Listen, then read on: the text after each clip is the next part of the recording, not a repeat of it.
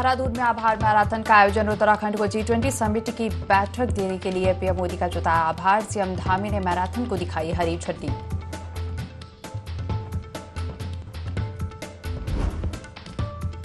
गमगीन माहौल में हुआ शहीद रुचिन का अंतिम संस्कार। अमर रहे के नारों से गूंज उठा महादेव घाट। सैन्य सम्मान के साथ दी गई अंतिम विदाई।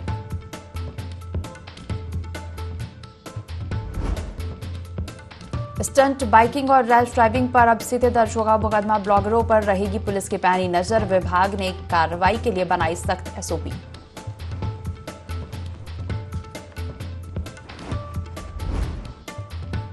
अवैध खनन के खिलाफ कलियर पुलिस की कार्रवाई। खनन से भरी ट्रैक्टर ट्रॉली को किया सीज। पुलिस माफियाओं के खिलाफ लगातार चला रही अभियान।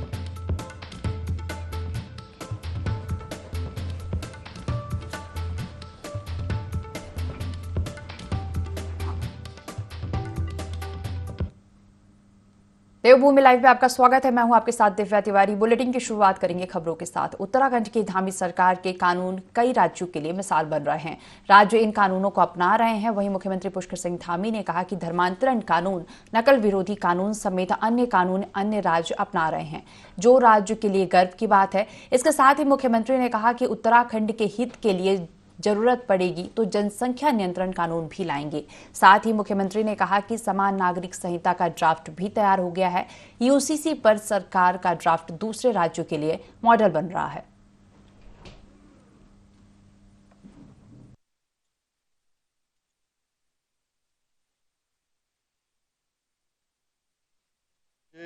खुशी है कि उत्तराखंड के अंदर आज जो भी निर्णय हमने लिए हैं आदरणीय प्रधानमंत्री मोदी जी के नेतृत्व में, चाहे हमने समान नागरिक संहिता का कानून बनाने की बात हमने शुरू करी थी, उसका ड्राफ्ट अब लगभग तैयार हो गया है और आज भारतवर्ष के अन्य राज्य भी उस दिशा में चल रहे हैं। आज चाहे हमारे गुजरात हो, कर्नाटका हो, हिमाचल हो, सभी ने यूसीसी को बनाने के लिए अपने यहाँ पर जो है पहल की है। मैं सबका धन्यवाद करता हूँ और इसी प्रकार से धर्मांतरण का कानून हो या नकल का कानून हो, जो भी हम लोग लाए हैं वो आज पूरे भारतवर्ष के लिए एक मॉडल के रूप में इसलिए हो रहे हैं कि देवभूमि से इसकी शुरुआत हुई है।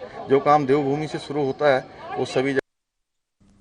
उत्तराखंड को G20 की 3 बैठकों की मेजबानी की जिम्मेदारी मिली, जिसको लेकर मुख्यमंत्री पुष्कर सिंह धामी ने प्रधानमंत्री नरेंद्र मोदी का आभार प्रकट किया है।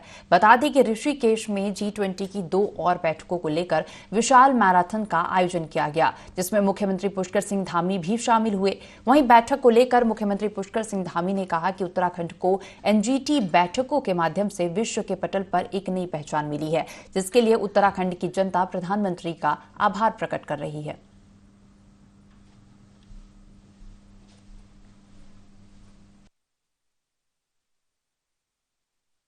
समिट आयोजित होने पर आज थैंक यू मैराथन का आयोजन यहाँ पर किया गया है और इसमें हजारों प्रतिभागियों ने मैराथन में भाग ले रहे हैं, दौड़ लगा रहे हैं और मोदी जी का धन्यवाद कर रहे हैं, क्योंकि मोदी जी के कारण से सबसे पहले तो हमारे देश को G20 की अध्यक्षता मिली, यानी कि लीडरशिप पूरे विश्व की हमको मिली है, G20 की मिली है। उसके लिए मोदी जी का अभिनंदन है और साथ में उत्तराखंड को भी, हमारे राज्य को पहली बार इतनी बड़ी जो विश्व स्तरीय बैठक हो रही है, समिट हो रही है, उस बैठक की 3 महत्वपूर्ण जो मीटिंग्स हैं वो उत्तराखंड को मिली है। हम मोदी जी का अभिनंदन करते हैं, धन्यवाद करते हैं।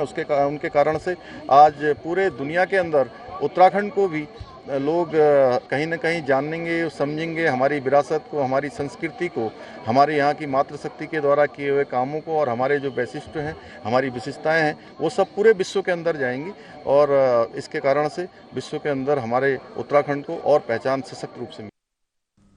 आगे बढ़ेंगे और रुक करेंगे अगली खबर का। केंद्र सरकार की तरफ से सांसदों की टीम उत्तराखंड पहुंचेगी, जहां पर वह उत्तराखंड में सरकार और संगठन की ओर से किए जा रहे कामों की जांच पड़ताल करेगी।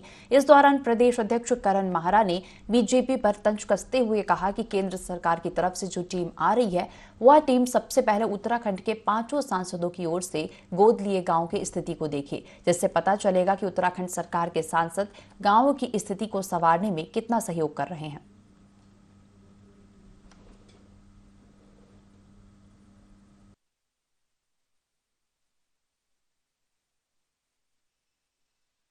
सांसदों की टीम आना कोई नई बात नहीं है। संसदीय कमेटियां बनी होती हैं, उनका काम ही है कि वो अलग अलग विषयों पे जाके सर्वे करें, मेरा एक अनुरोध है देश के प्रधानमंत्री से, प्रधान सेवक से, कि वो इस कमेटी को यहाँ जब भेजें तो एक लिस्ट बना के भेजें कि जो बीजेपी के 5 सांसद हैं उन्होंने जिन गाँवों को आदरणीय मोदी जी के कहने पर गोद लिया था उनकी स्थिति क्या है, क्या उनमें कुछ सुधार आया है, अमूलचूल परिवर्तन कुछ हुआ है, उसकी जांच इस कमेटी को जरूर करनी।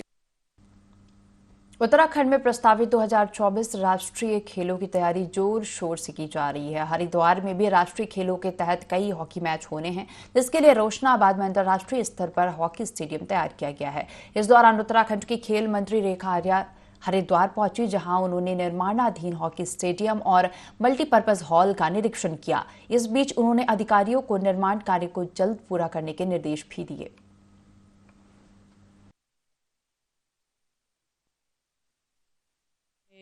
जो मल्टीपर्पज़ हॉल है जो हरिद्वार में निर्माणाधीन है रोशनाबाद में, उसका भी निरीक्षण आज यहाँ पर किया गया है। दोनों को निरीक्षण करने का पर्पस 2024 में जो नेशनल गेम होने जा रहे हैं उसकी तैयारियों के निमित्त आखिरकार चीज़ें कितनी प्रोग्रेस में आई हैं इसको देखने यहाँ पर पहुँची थी। तो हॉकी स्टेडियम का जो टर्फ है वो तो अभी विभाग को हैंडओवर हो चुका है, जिसमें लगातार पानी के छिड़काव के साथ में वेल मेंटेन्ड है। दर्शक दीर्घा भी लगभग तैयारी की स्थिति में है, लेकिन कार्यदायी संस्था को कहा गया है कि इसमें तेजी करें। मल्टीपर्पज़ हॉल जहाँ की बॉक्सिंग या रेसलिंग होनी है तो इसकी भी तैयारी काफ़ी हद तक हुई है। तो उम्मीद यही करते हैं कि अक्टूबर माह तक में जो ये कंप्लीट करके विभाग को हैंडओवर करेंगे। जम्मू कश्मीर के राजौरी में भारत के 5 जवान शहीद हो गए। शहीद जवानों में उत्तराखंड के रुचित रावत भी शामिल थे। देश की रक्षा में शहीद हुए रुचित रावत 2009 में सेना में भर्ती हुए थे। अपनी ड्यूटी पूरी करते हुए वो ऑपरेशन त्रिनेत्र के दौरान आतंकी हमले में शहीद हो गए। इस हमले में रुचित के अलावा 4 और जवान वीरगति को प्राप्त हो गए। रुचित का पार्थिव शरीर राजौरी से जौली ग्रांड देहरादून लाया गया, जहां जवानों ने उन्हें सैन्य सम्मान दिया। पार्थिव शरीर के गैरसैंण पहुंचने पर रास्तों में लोगों ने फूलों से रुचित के पार्थिव शरीर को श्रद्धांजलि दी। सेना के जवान पार्थिव शरीर को जिस क्षेत्र से गुजरे तो क्षेत्रवासियों ने रुचित अमर रहे के नारे लगाए। रुचित के परिवार में उनकी पत्नी और 4 साल का बेटा समेत माता पिता और दादा दादी शामिल हैं। रुचित के परिवार का कहना है कि उन्हें अपने बेटी की शहादत पर गर्व है।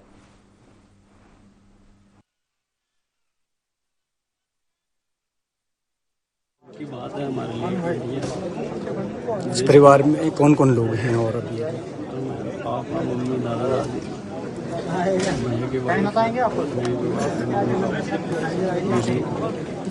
रूप से ये आतंकवादियों के द्वारा एक कायराना हरकत है, जिसमें कि अन्य 5 साथियों के साथ हमारी रुचिन रावत जो कुनिगाल के हैं वो शहीद हो गए हैं। और इस बात का क्योंकि उनके परिवार में उनकी दादा, उनके दादी, उनकी माता, उनके पिताजी और उनके एक 4 वर्षीय बेटा जिनको भी वो छोड़ गए। निश्चित रूप से ये एक दुख की घड़ी भी है, लेकिन उससे ज़्यादा ये है कि एक इस देश के लिए, इस माँ भारती के लिए रुचिन रावत और अन्य शहीदों के द्वारा अपना सर्वस्व न्यौछावर कर दिया और निश्चित रूप से पूरा क्षेत्र को उन पर गर्व है। रुचिन सिंह रावत 9 पैरा रेजिमेंट की है। फ्राइडे को मतलब यानी कि शुक्रवार को रिजौरी सेक्टर में उनकी इनपुट मिला था कि वहाँ कुछ टेररिस्ट की एक्टिविटी है। तो पैरा एक ऐसे रेजिमेंट है एंड पैरा एक ऐसे उनके अंदर जो सोल्जर्स है वो हर टाइम पर देश के लिए और अपना खुद की घरों के लिए किसी चीज़ के लिए भी करने के लिए तैयार रहता है। तो जैसे उनको इनपुट मिला था, ये एक टीम गया था उनको कैजुअलिटी करने के लिए, बट बाय मिस्टेक जो भी ऑपरेशंस की वजह से रुचिन सिंह रावत ये जो गांव का देश के लिए बलिदान देना पड़ा। बीते दिनों देवार ब्लॉक के प्रमुख और ब्लॉक के ही वरिष्ठ सहायक के बीच मारपीट हो गई, जो कि अब तूल पकड़ता नजर आ रहा है। बता दें कि दोनों ही पक्ष एक दूसरे पर मारपीट का आरोप लगा रहे हैं। हालांकि पुलिस ने समान धाराओं में दोनों पक्षों के खिलाफ मामला पंजीकृत कर लिया है। बता दें कि प्रमुख के खिलाफ कर्मचारी संघ ने काली पट्टी बांधकर प्रदर्शन किया।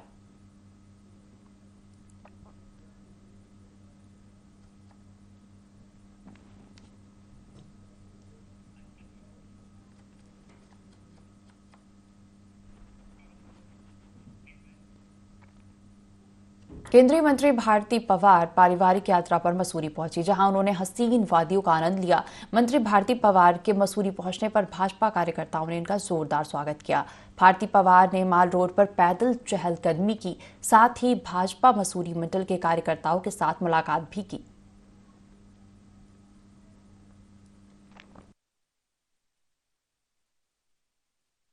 और केंद्रीय मंत्री जी का भारतीय जनता पार्टी ने मसूरी में स्वागत किया है। उनकी इच्छा भी थी, जब वो पहुंचे तो उन्होंने कहा कि मैं भारतीय जनता पार्टी के कार्यकर्ताओं से 2 मिनट बात करनी है और बैठना है उनके साथ। तो हमने उनका स्वागत किया है और हमने पूछा उन्हें मसूरी कैसे लगी है। वो अभी फिलहाल अपने फैमिली टूर पे हैं और मसूरी घूमने हैं। रेलवे प्रशासन के नगीना कॉलोनी क्षेत्र में नोटिस चस्पा करने के बाद क्षेत्र में हड़कंप मच गया, जिसके बाद नगीना कॉलोनी बचाओ संघर्ष समिति के बैनर तले महापंचायत करते हुए सामाजिक संगठनों के सहयोग से रेलवे प्रशासन के खिलाफ आंदोलन की रणनीति तय की गई। इस दौरान नगीना कॉलोनी बचाओ संघर्ष समिति अध्यक्ष बिंदु गुप्ता ने कहा कि बीते दिनों रेलवे ने फिर से नगीना कॉलोनी के सैकड़ों घरों में नोटिस लगाए गए हैं, जिसे लेकर कॉलोनी वासी परेशान हैं। रेलवे ने 10 दिनों का अल्टीमेटम देकर कॉलोनी खाली करने के आदेश दिए हैं।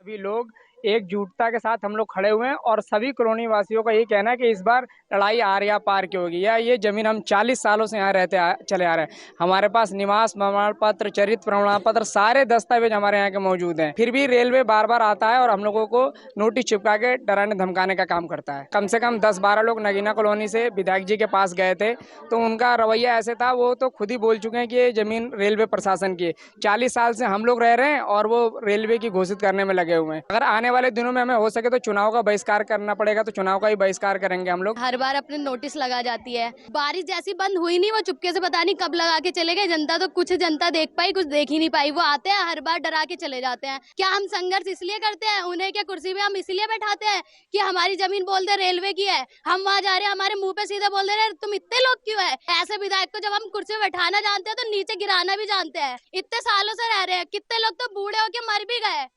आंदोलन जारी है और हमारी लड़ाई हमें तक, जब तक सांस रहेगी तब तक हमारी लड़ाई लड़ी जाएगी। हम कि रेलवे जब 3 तारीख को यहाँ पे नोटिस चस्पा करके गई तो 4 तारीख को हमने यहाँ पे बैठ के सभा की और हमने ये रणनीति बनाई कि हम लोग विधायक जी से मिलने जाएंगे। मानते हैं कि रेलवे की भी जमीन है, तो जो हमारा प्रतिनिधि है इस तरीके से जो रवैया था कि वो 2 टूक शब्दों में बोलते हैं कि ये रेलवे की जमीन है, आपको हटना ही पड़ेगा। तो साथियों, हम हटने वाले लोग नहीं है। हम लड़ेंगे और जी जान लगा के लड़ेंगे। और जो नगीना बस्ती लगातार इसमें जुझारू रूप से बच्चे, महिलाएं सब लोग साथ में हैं और इस आंदोलन को आगे बढ़ाएंगे और सड़कों पर उतरने का काम करेंगे। इस आंदोलन की धार को तेज करेंगे और तब तक नहीं हटेंगे जब तक कि हमें न्याय नहीं मिल जाए। पिरान कलियर में पुलिस की सख्ती के बाद भी अवैध खनन का धंधा रुकने का नाम नहीं ले रहा है। थाना पुलिस ने सघन चेकिंग के दौरान खनन से भरे एक ट्रैक्टर ट्रॉली को सीज किया है। खनन से भरी ट्रैक्टर ट्रॉली दिन रात सड़कों पर चक्कर काटती रहती है। पुलिस कई दिनों से अवैध खनन को लेकर कार्रवाई कर रही है।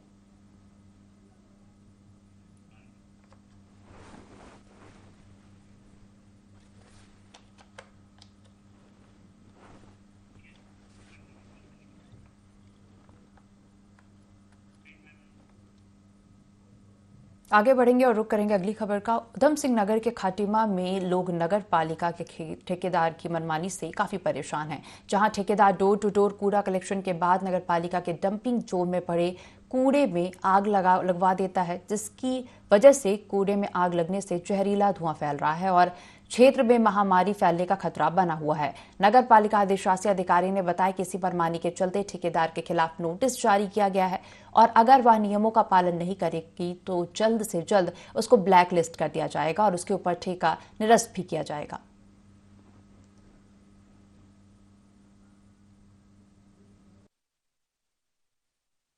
ग्राउंड में जो आग लगाने की शिकायत की जा रही है, ये मेरे संज्ञान में अभी आई है और इस पे ठेकेदार के खिलाफ कार्रवाई की जाएगी।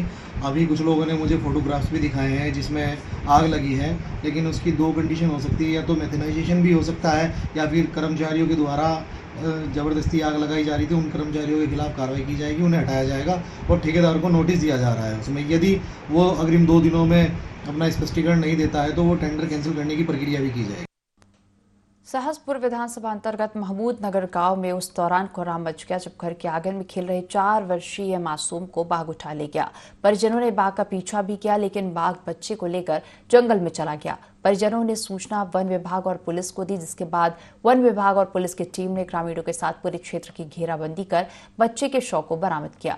सहसपुर विधानसभा से विधायक सहदेव सिंह पुंडीर सहित वन विभाग, पुलिस, तहसील प्रशासन के अधिकारी घटनास्थल पर पहुंचे और परिजनों को ढाढ़स बंधाया। डीएफओ कालसी अमरेश कुमार का कहना है कि नरभक्षी हो चुके कुलदार को मारने के लिए वाइल्ड लाइफ चीफ से अनुमति ली जा रही है। तो वहीं सहसपुर विधायक सहदेव पुंडीर ने कहा कि पीड़ित परिवार की हर संभव मदद की जाए।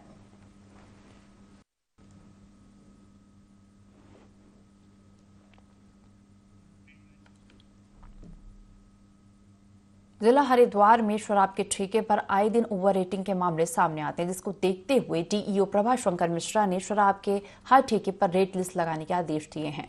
जानकारी के मुताबिक डीईओ प्रभा शंकर मिश्रा ने आदेश दिए हैं कि यदि ओवर रेटिंग की शिकायत पाई जाएगी तो उस पर उचित कार्रवाई की जाएगी।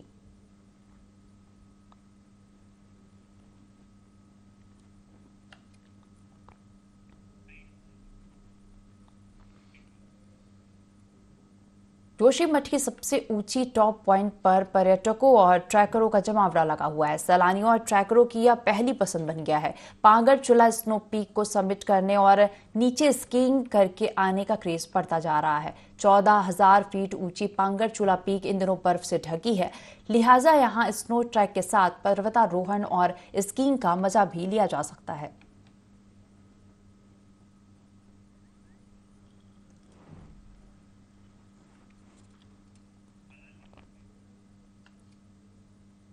चंपावत के एसपी देवेंद्र पिंचा के दिशा निर्देश पर जिले में सत्यापन अभियान चलाया जा रहा है, जिसके तहत लोहाघाट और बाराकोट क्षेत्र में भी पुलिस ने सत्यापन अभियान चलाया।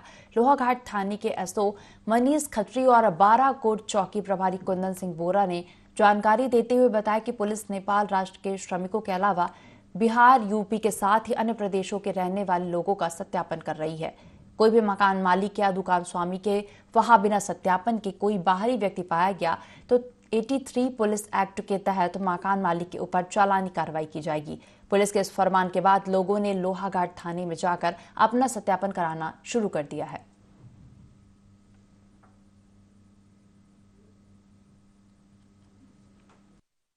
मालिक हैं या बाहरी लोग जिनके घरों में रह रहे हैं, निवास कर रहे हैं, या जिनके नौकर हैं या किसी संबंध में यहाँ रोजगार से आए हुए हैं, मैं सभी लोगों से अपील करना चाहता हूँ कि यह एक प्रणाली है जिसके अंदर आप लोगों को सत्यापन कराना आवश्यक है, ताकि जो बाहर से अपना रोजगार के लिए आए हैं उन्हें भी कोई दिक्कत ना हो, और मकान मालिक जो हैं अगर वो सत्यापन नहीं कराते हैं तो उसमें भी हमारे यहाँ 83 पुलिस एक्ट में उनके लिए प्रावधान है कि उनका 10,000 का चालान काटा जाएगा। तो मेरा सभी लोहाघाट निवासियों से निवेदन है कि अपने यहाँ जितने भी किराएदार लोग रहते हैं उनके यहाँ या काम करते हैं, उनका सत्यापन अवश्य रूप से करवा लीजिए। पर्यटन सीजन शुरू होने पर भी माल रोड सुधारीकरण का काम पूरा नहीं हुआ, जिससे Mussoorie traders and welfare association ने 2 पोस्टर जारी किए, जिसमें पर्यटकों को हो रही असुविधा के लिए क्षमा याचना की। एसोसिएशन के अध्यक्ष रजत अग्रवाल के नेतृत्व में कुलरी क्षेत्र में खुदी माल रोड पर 2 पोस्टर लॉन्च किए गए, जिसमें पर्यटकों को हो रही असुविधा के लिए खेद व्यक्त किया गया।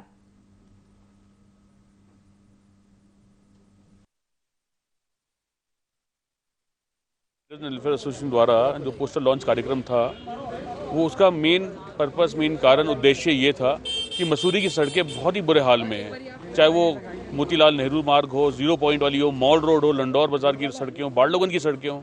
इसी संदर्भ में हमने प्रशासन से बात करी। प्रशासन ने 30 अप्रैल तक का समय दिया, पर किसी कारणवश समय सीमा में कार्य जब पूरा नहीं हो पाया तो हमने निवेदन करा प्रशासन से कि सीमा में जल्द से जल्द सीजन शुरू होने से पहले कार्य हो जाए।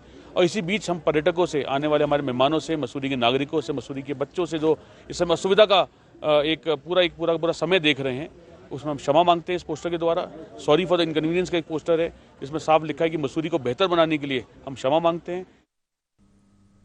सिलाकुई थाना क्षेत्र अंतर्गत औद्योगिक क्षेत्र के अंबर कंपनी में उस वक्त हड़कंप मच गया जब मजदूरों और ठेकेदार के गुर्गों के बीच झड़प हो गई। मामूली कहासुनी ने देखते ही देखते हिंसक रूप ले लिया। अपने ओवर टाइम के भुगतान सहित अन्य मांगों को लेकर मजदूर अंबर कंपनी पहुंचे थे। ठेकेदार और कंपनी प्रबंधन ने मजदूरों की लोहे की रॉड और लाठी डंडों से पिटाई कर दी। मजदूरों को पीटा गया, जिससे कई मजदूर गंभीर रूप से घायल हो गए। मजदूरों ने कंपनी प्रबंधन और ठेकेदार के खिलाफ सड़क पर प्रदर्शन किया। घायल हुए मजदूरों को लेकर उनके अन्य साथी उन्हें थाने पहुंचे, जहां मजदूरों की तहरीर पर ठेकेदार और कंपनी प्रबंधन के खिलाफ केस दर्ज किया गया। थानाध्यक्ष मोहन सिंह ने कहा कि प्रकरण की जांच कर घटना में शामिल सभी लोगों के खिलाफ कार्रवाई की जाएगी।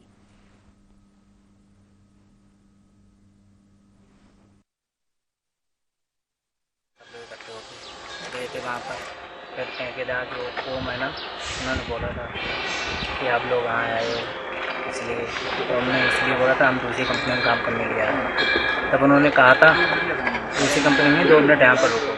जो HR थे कंपनी के और ठेकेदार थे गुरुदेव, इन लोगों को मार रहे थे, तो बीच बचाव के लिए मैं चला गया, तो उनने मुझे भी मारने की कोशिश की और एक हाथ मेरे भी पड़ गई, जिसके कारण मैं पुलिस में आया, मगर अभी तक हमें कोई इंसाफ नहीं मिला है। पूरा स्टाफ था, HR से लेके जितने भी वहाँ मेडिकल ट्रीटमेंट देने के लिए जो होते हैं, सब लोगों ने मारा है सर। सबके पास लोहे की रॉडें थी, प्लास्टिक के पाइप थे, सब चीज़ थी सर। अभी हमारे पास कंप्लेन आ रखी है, मुलायम सिंह नाम के मजदूर ने कंप्लेन दे रखी है कि उनको और उनके साथियों को लेबर कॉन्ट्रैक्टर के द्वारा सिविल एरिया में मारपीट की गई है।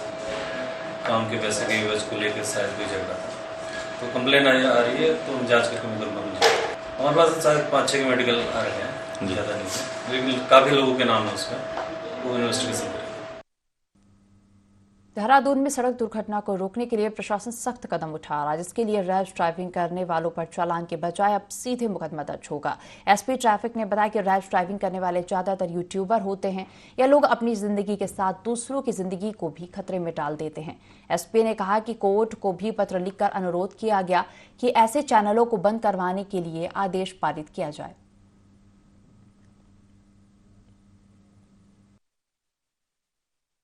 जो बाइकर्स द्वारा की जाती है उसको लेके बहुत सारे कंप्लेंट्स हमारे पास आ रहे हैं। इसमें जो इंटरनल SOP हमने की है, उसमें जनवरी की तर्ज पर जो हमने सोशल मीडिया टीम का गठन किया था, वो टीम का हम फिर से गठन किया जाएगा।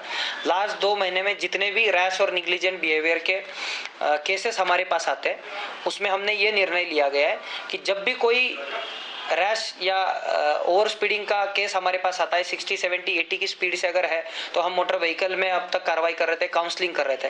पर अगर ऐसा बिहेवियर अगर 100+ हो, वो हमारे कैमरे में, किसी CCTV में या किसी YouTube चैनल पर हर मिलता है, तो हम इसमें 100% ट्रैफिक की तरफ से FIR की कार्रवाई करने का हमने। उत्तरकाशी में मौसम ने एक बार फिर करवट बदल ली है। जनपद मुख्यालय में हल्की बारिश शुरू हो गई है। वहीं यमुनोत्री धाम में बर्फबारी जारी है, साथ ही गंगोत्री धाम में भी बारिश हो रही है।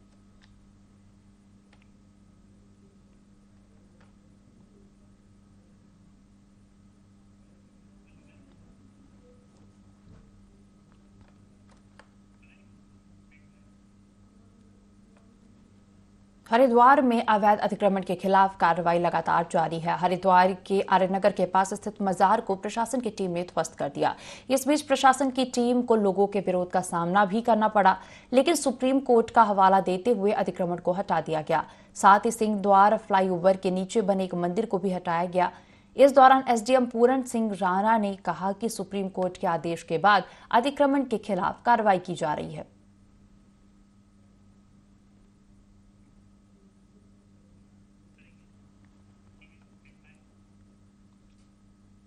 इस बुलेटिन में फिलहाल इतना ही। आप बने रहिए IND 24 के साथ।